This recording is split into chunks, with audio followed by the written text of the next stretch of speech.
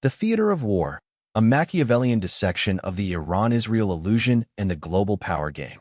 In the tradition of Niccolò Machiavelli, let us strip away the illusions of modern geopolitics and examine the cold, calculated machinery behind the Israel-Iran conflict and its global puppeteers. What appears to the public as a volatile, ideological standoff between two sworn enemies is, in reality, a meticulously staged performance.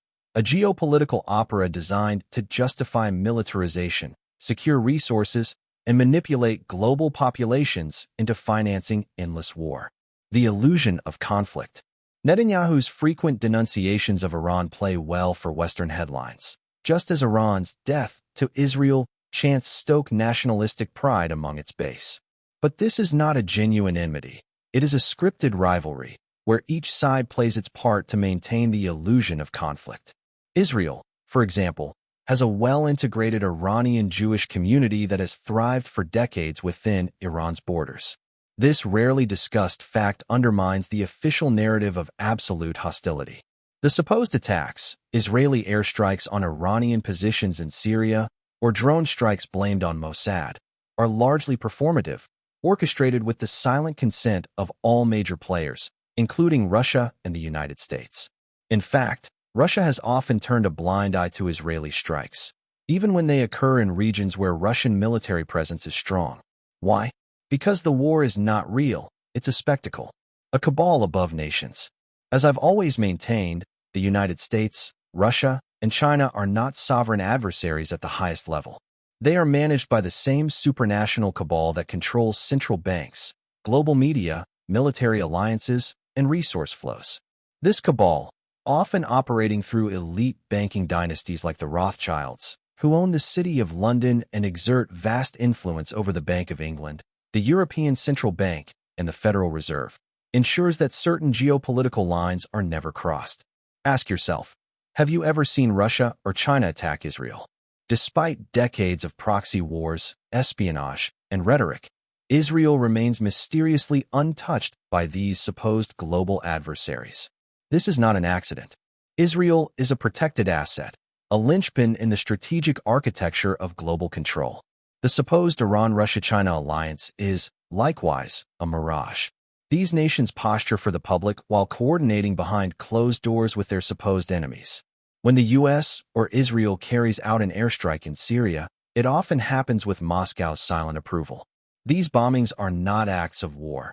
They are acts of theater, designed to maintain the illusion of conflict while justifying defense spending and keeping populations in fear. The true goals: energy, BRICS, and the Greater Israel Project. What binds all these nations together is not ideology. It is mutual interest in energy markets, defense budgets, and global restructuring. The emergence of BRICS, Brazil, Russia, India, China, South Africa, and now with invitations to oil powers like Saudi Arabia and Iran, is part of a controlled transition, not a revolution. It offers a new financial order, but under the same elite control. War, or the threat of it, is simply a tool to restructure regions.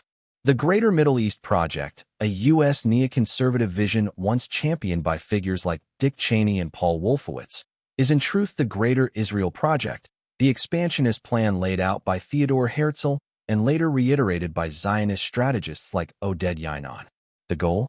A fragmented Arab world, weakened and divided, to pave the way for Israeli regional dominance under Western protection.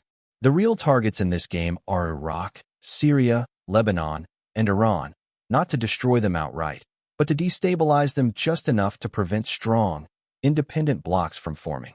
This opens the path for pipelines, military bases, and IMF-controlled reconstruction loans. Pawns in the palace. Figures like Netanyahu and Trump serve as useful pawns in this grand design. Their populist charisma and divisive rhetoric distract from their true roles as courtiers of empire, corrupt, compromised, and utterly expendable. Trump may chant America first, but his policies handed Israel diplomatic victories and record military aid. Netanyahu claims to defend Israeli security while deepening ties with Russia, China, and Gulf monarchies. Their corruption is not incidental, it is essential. Corrupt leaders are easier to control, blackmailed into obedience while being presented to their people as nationalist heroes. This is the Machiavellian brilliance of modern power. Give the people a villain to hate, a hero to believe in, and a war to fear, and they will fund their own chains. Conclusion: the empire of illusion. The world does not suffer from too many enemies. It suffers from too many illusions. The Israel-Iran conflict is a shadow play, directed by forces that transcend nations and ideologies. At the top of the pyramid, war is not chaos. It is order. It is profit. It is policy. To break free from this cycle, one must stop watching the theater and start reading the script. Only then can we understand that in the world of real power, the enemy is not across the border. It is above us all.